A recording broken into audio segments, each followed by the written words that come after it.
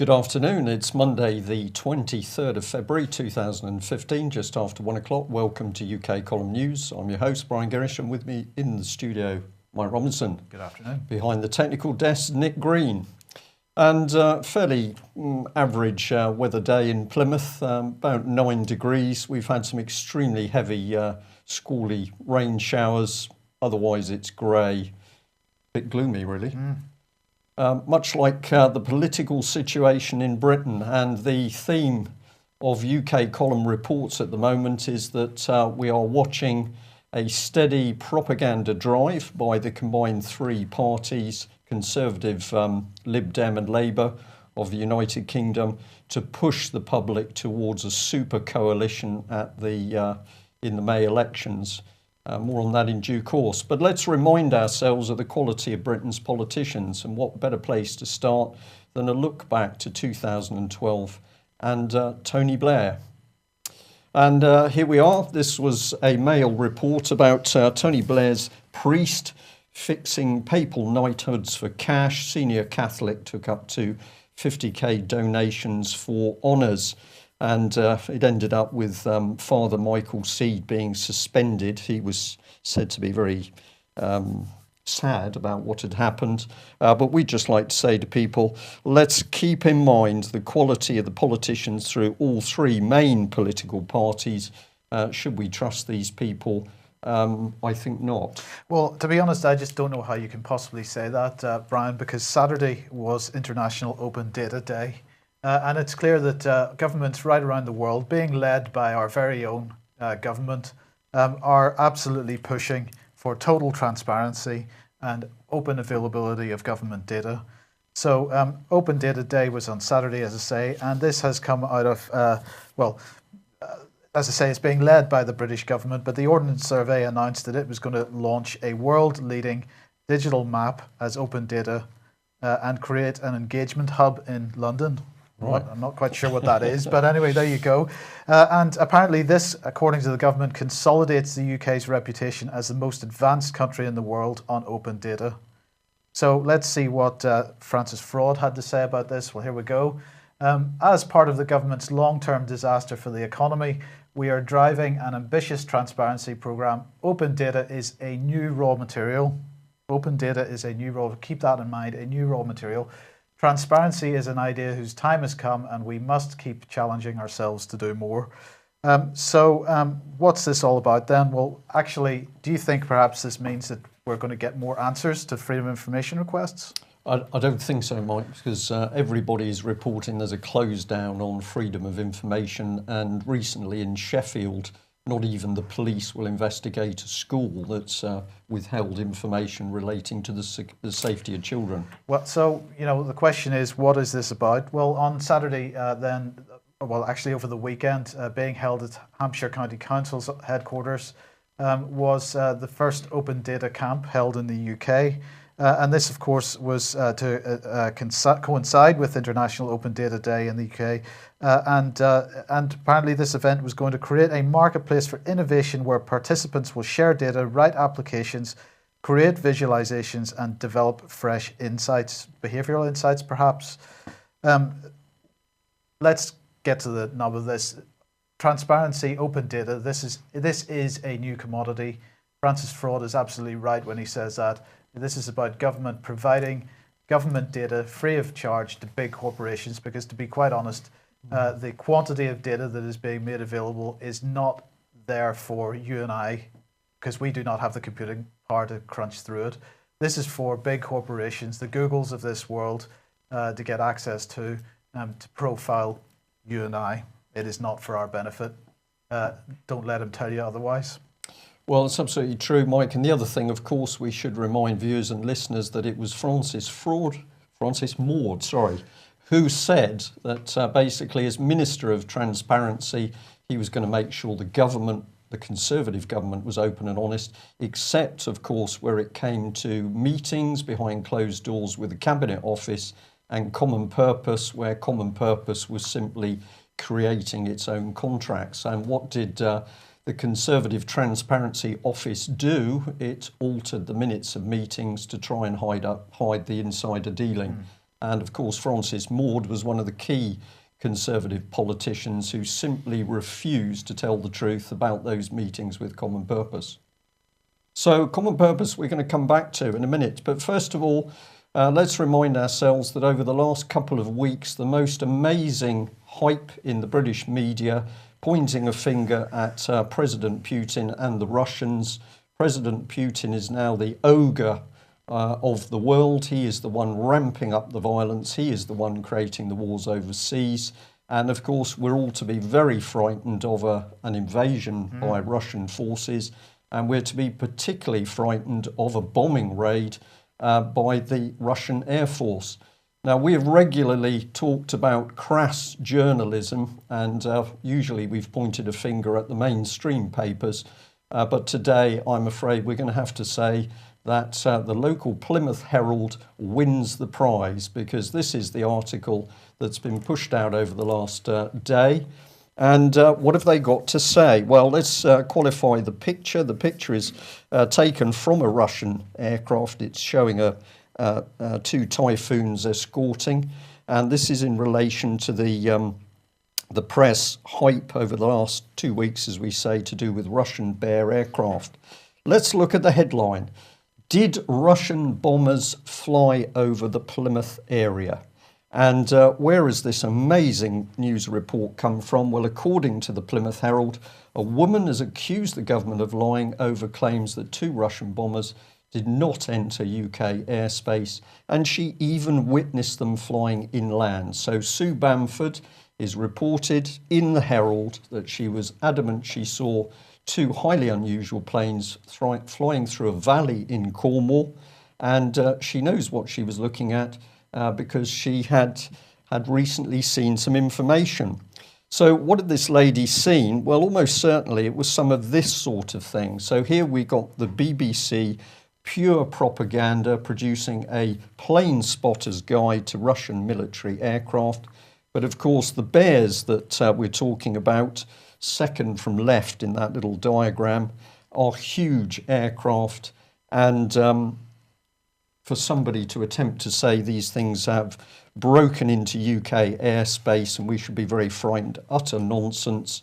Let's remember what the BBC is about. Encourage all of our viewers and listeners, if you haven't yet read this article, visit UK Column website and look for Subversion from Broadcasting House to Kazakhstan, and you can read in the BBC's own words how it boasts of destabilising nation states. It's just we're on the end of this appalling propaganda, which has become so childish. I think most people are going to see through it pretty quickly. Yeah. Well, can we rely on our senior military officers to protect the country? I have to say, as a former serving military officer, I don't think so.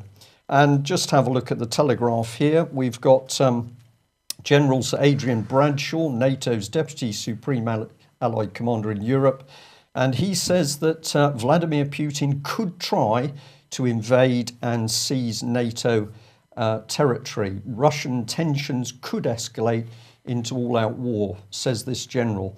Now, we were very interested in a comment we had from one of our viewers. They said this.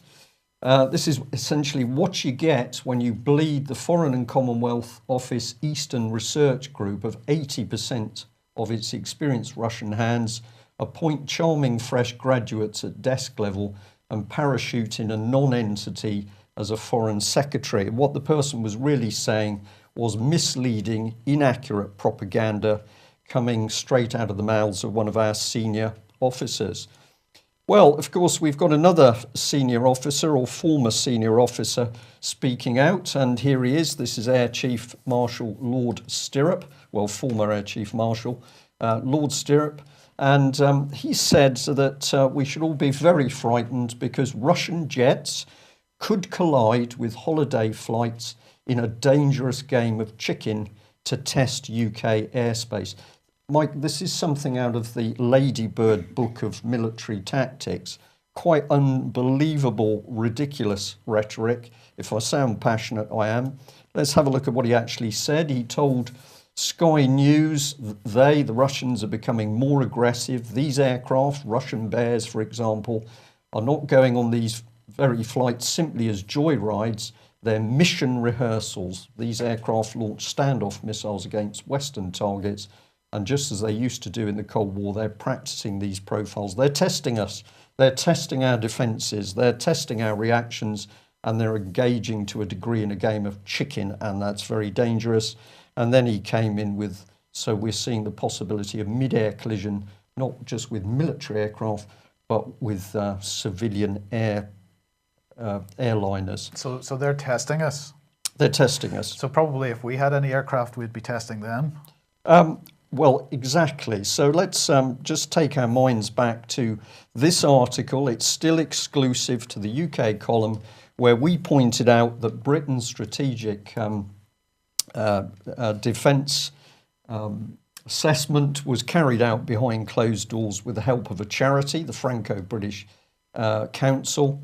And of course, David Cameron at the back of this, he was the man that then took the data from this so-called revision of Britain's military needs, signed us into a 50-year partnership with the French, and decimated Britain's military. But at the time, Chief of the Defence Staff was none other than Lord Stirrup himself. So he was in that meeting. So, well, we can't say directly he was in the meeting, but at a time when Britain's strategic defence review, that's the word I couldn't find, at the time that review was being undertaken, which resulted in decimation of Britain's armed forces, we've got the very same people in positions of power. No doubt worried about their lordship, whether they're going to get enough games of golf in, and of course how big the pension is. Where are they leading us? Well, over the weekend then, John Kerry was in London meeting Philip Hammond. And, so what did he have to say after that meeting? Some additional steps will be taken in response to the breaches of the ceasefire, referring to the ceasefire in Ukraine. There are some very serious sanctions that can be taken which have a profound increased negative impact on the Russian economy. So that seems like a pretty aggressive statement, and potentially announcing a future act of war, perhaps economic war at the very least. Of course, David Cameron couldn't let that go. He had to do something even better. So he said, what we need to do now is deliver the strongest possible message to Putin and to Russia that what has happened is unacceptable, that the ceasefires need to hold, and if they don't, there will be more consequences, more sanctions, more measures. The truth here is that we have to be clear that we're prepared to do this for the long term, and that Russia should not make the mistake of thinking in any way that America, Britain, France or Germany will be divided or will be weak. We won't. We'll be staunch, we'll be strong, we'll be resolute, and in the end, will prevail. This is a public schoolboy who thinks he's Churchill at the moment, isn't it? It's unbelievably puerile, pathetic stuff, backed by the propaganda we've just covered. My British public should be very frightened of this man. Well, if he wasn't such a Cabbage Patch doll, then perhaps. But anyway, so Liam Fox, of course, who, if we remember, was all for arming the Syrian rebels, if I remember correctly. He is saying that we need to be arming Ukraine. It's time to arm Ukraine because the capabilities they most require in order to defend themselves against the military superiority of the pro-Russian separatists and their Kremlin allies. That's to give them the capabilities. So, well, okay. It's in your face, isn't it, what these people are up to? Luckily, and this must be seen as good news, must it not? We are not planning as the we are not planning as the UK to send arms to Ukraine. Does that mean that we're planning to send arms as NATO or some other body? Well, that's the way it usually pans out when Haig is involved. What he says is the opposite happens, isn't it? It has not been our approach in any of the conflicts in recent years to send arms into those conflicts. No, will you deliver arms in other ways, like out of the bottom of aircraft and so on, if we take Libya as an example, or you send non-lethal, what you described as non-lethal support, which is tantamount to arming. Or the advisors, the military advisors, go in and, of course, train the other side in how to conduct the warfare. So Wicked Willie, I'm not quite clear what he's saying there. We're not planning as the UK to send arms to Ukraine. We'll send them some other way then. Yeah. Well, of course, they're all talking about joint operations with our allies. So just appropriate, I think, to bring up the Guardian article here that says the French aircraft carrier Charles de Gaulle is gone out to the Gulf in order to cut the transit time in missions of French fighters doing their stuff in Iraq. Well, we could mock this one because, of course, this is one of the world's oldest aircraft carriers, and it usually breaks down a few days after leaving port.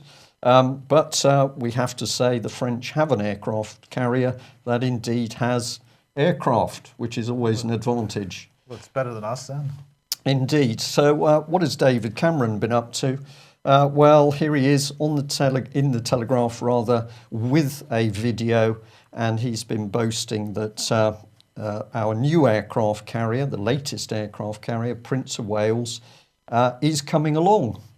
He's very pleased that the bits are being assembled, and we just thought we'd put against that what the state of the armed forces is at the moment. So the army has been slashed to a level where it is virtually unviable to operate overseas. The Nimrod maritime patrol aircraft are slashed.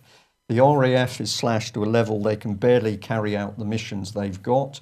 Nuclear submarines are now so rotten they've had 44 fires in 4 years. The Navy is begging engineers from overseas. And what's Cameron doing? Well, he's saying that one aircraft carrier has been built, but of course it has no aircraft, unlike the French carrier. And the second carrier is still a Lego kit being assembled in a big shed. So against that, let's look at the rhetoric. Bottom left-hand side, we pointed out the Express is saying that the whole of the UK is on alert due to Russian bear flights. But if you read the text, it said it was all pretty routine. And of course, at least the Russian warships are manned by Russians, whereas David Cameron's Navy is begging for gift aid of engineers from overseas. Yeah. And that, of course, is all on the back of austerity measures, the greatest lie ever told, that the corrupt international banking system has no money. Well, actually, it's good news today, Brian, really spectacularly good news, because George Osborne has announced that we have sold some more shares in Lloyds TSB. So in 2008, of course, we bought 40% of Lloyds TSB for £20 billion. And we've now reduced that to 24%, and we've recovered £8 billion. Now, Osborne says, "I'm delighted to announce today that the trading plan I launched in December has raised a further £500 million for the taxpayers so far. This is further progress in returning Lloyds Banking Group to private ownership, reducing our national debt," because £500 million, Brian, that's going to make a huge dent in our national debt, and getting the taxpayers' money back. Well, we do. So that's £12 billion or so to go to get to the 20 billion that we initially invested. Well, hold on a second. So we've just sold 40% of the shareholding that we had, and we raised 40% of £20 billion. And £20 billion is what we originally paid. That's all a bit of a coincidence that we're starting to sell a few years after the bank was collapsed, and we're getting exactly the amount of money back that we invested. How does that work in an open market where shares go up and down? You're not suggesting fraud here. I couldn't possibly do that, no. Brian, no. And speaking of fraud, here is HSBC again. It just gets worse for them, doesn't it? Because poor Stuart Gulliver here, remember, he was the person who put the ad in the Sunday newspapers a couple of weeks ago on behalf of his employer, HSBC. And let's just remind ourselves what he said. "For our many loyal customers, shareholders and hardworking colleagues, the recent media coverage about past practices at our Swiss private bank and the financial affairs of some of our Swiss private bank clients has been a painful experience. But unfortunately for him, today it was in the mainstream press that he was in fact himself one of those Swiss private bank clients, because he had £5 million in a Swiss account hidden from the taxman. It's terrible for him, isn't it? It just gets worse and worse. Unfortunately, he has to stand up on Monday and make a speech about this to shareholders. So I feel really sorry for him.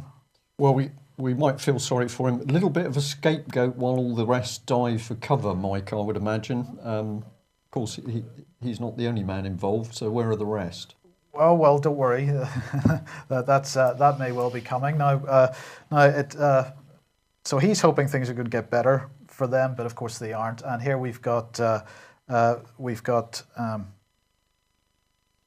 sorry, I do apologise. Yes, Lord Ken MacDonald. Right, apologies for that. There's so many of them. It's all right, Mike. Yeah, I didn't recognise him there for a second. Right, he's ex-CPS, ex-head of the CPS. He's also Matrix Chambers at the moment. And he really was decrying today the HMRC's decision not to prosecute HSBC for what they've been up to. And he gave a legal opinion to consumer group Some of Us. And he said, it seems clear from the evidence we have seen that there exists credible evidence that HSBC Swiss and or its employees have engaged over many years in systematic and profitable collusion in serious criminal activity against the exchequers of a number of countries. The corporate and wholesale nature of HSBC Swiss apparent involvement in what amounts to grave cross-border crime makes it all the more obvious that the relevant evidence, once it came to the attention of HMRC, should have been subject of urgent and sustained criminal investigation. Now, of course, this does a couple of things. First of all, it continues to focus on the argument, this argument over HSBC on tax evasion and not on the drug and terrorist money laundering that they've also been involved in. So perhaps the scope of any criminal investigation should be broadened. But of course, the other thing is that the agenda still is this international tax regime.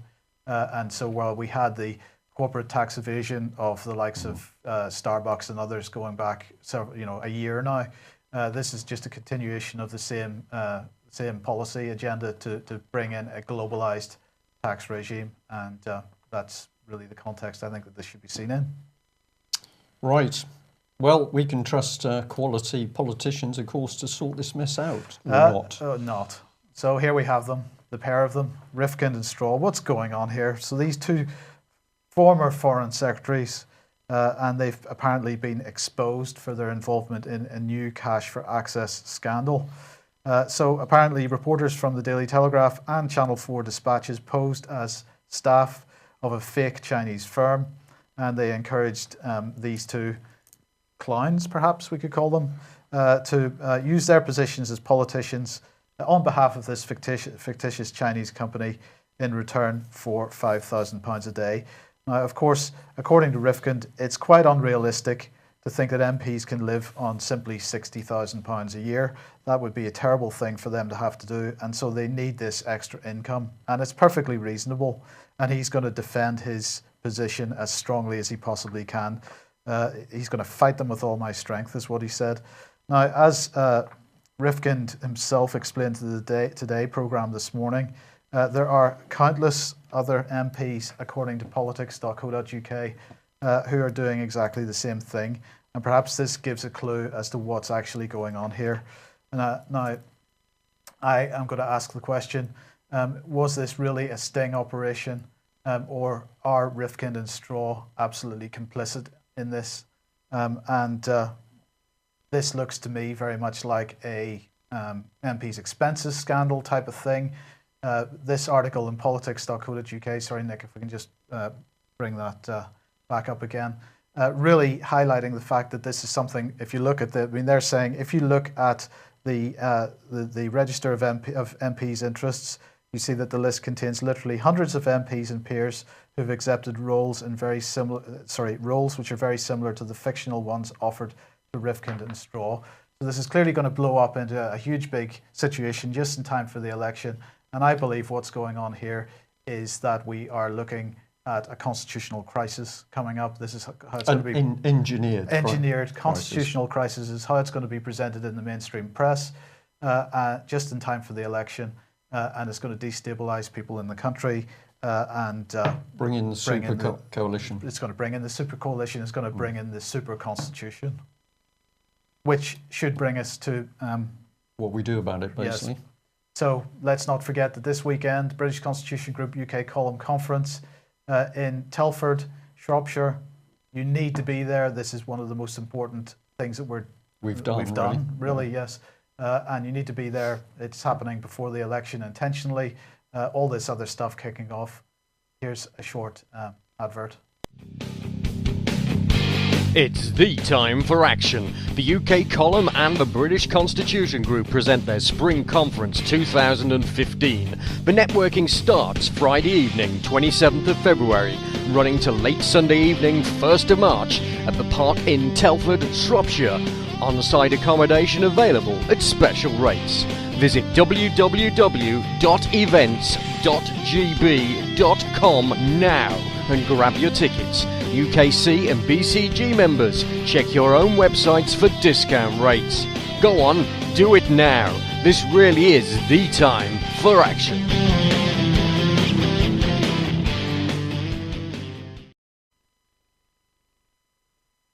Well, what can we say to that? Important conference, a lot of very high quality speakers covering a whole range of subjects. We've got everybody from Phil McConnell coming over from the States to talk about what's happening in politics and socially and the economy in America, what the situation is in America.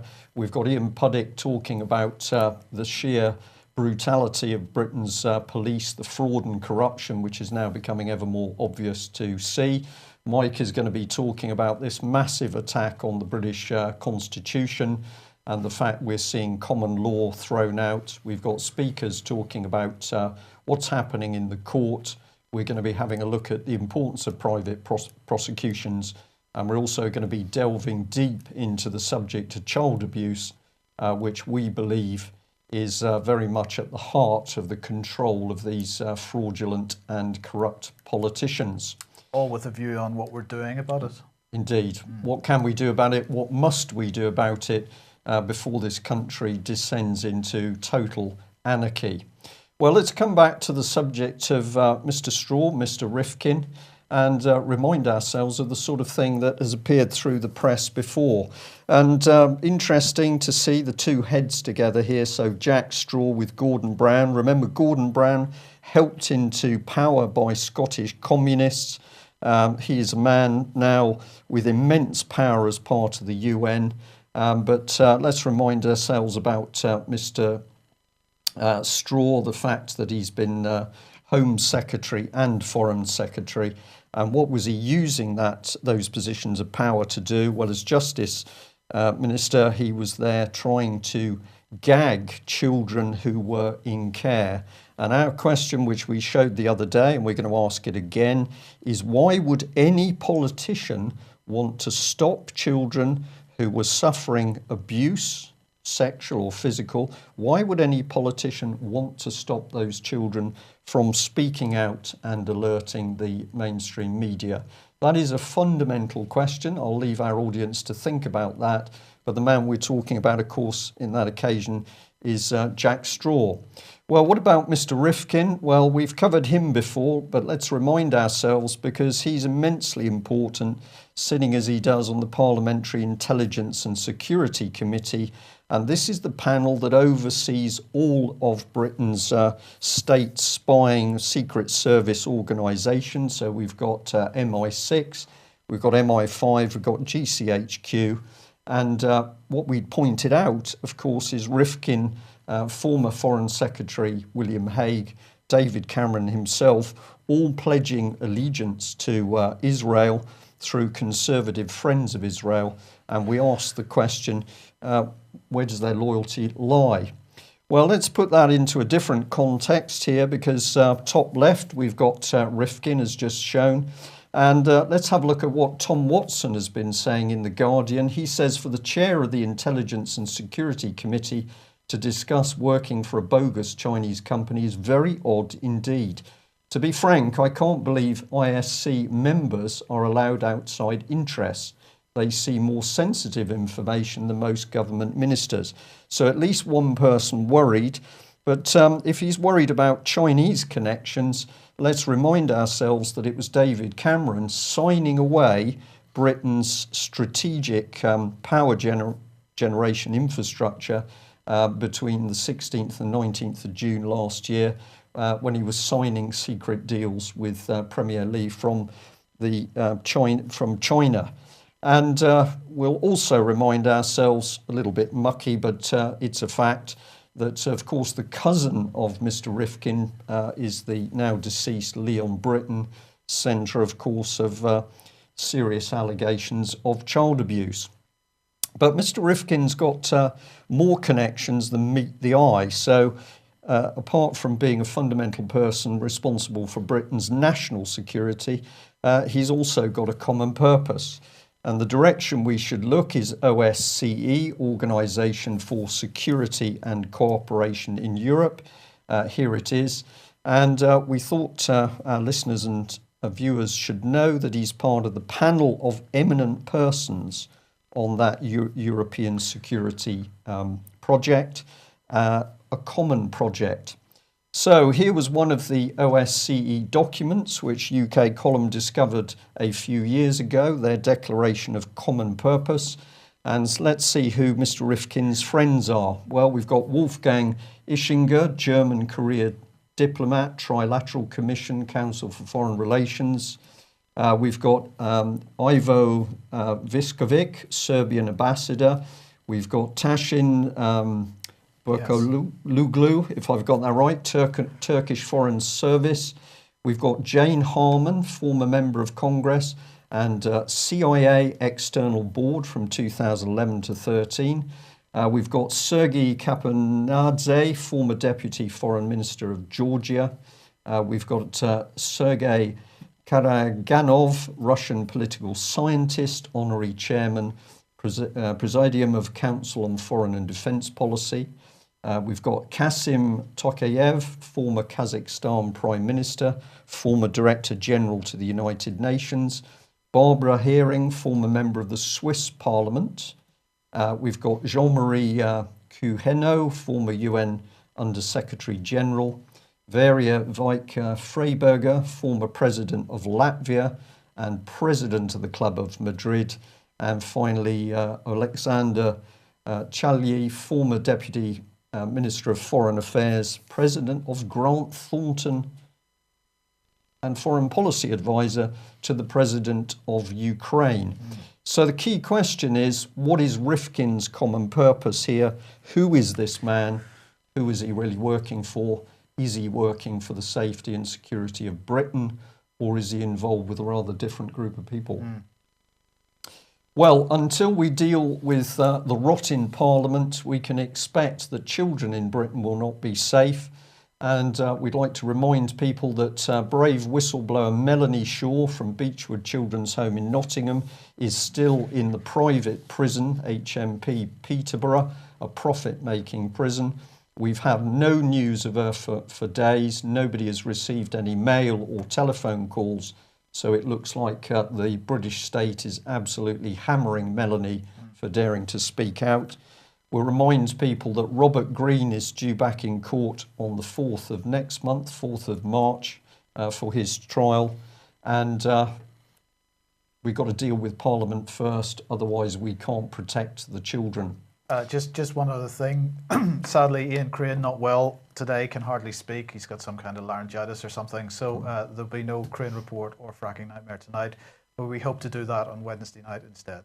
Okay, do visit the British Constitution Group website, UK Column website, and have a look at that conference. There are still spare places. Very important conference. Thanks for joining us. We'll be back same time tomorrow. Bye-bye.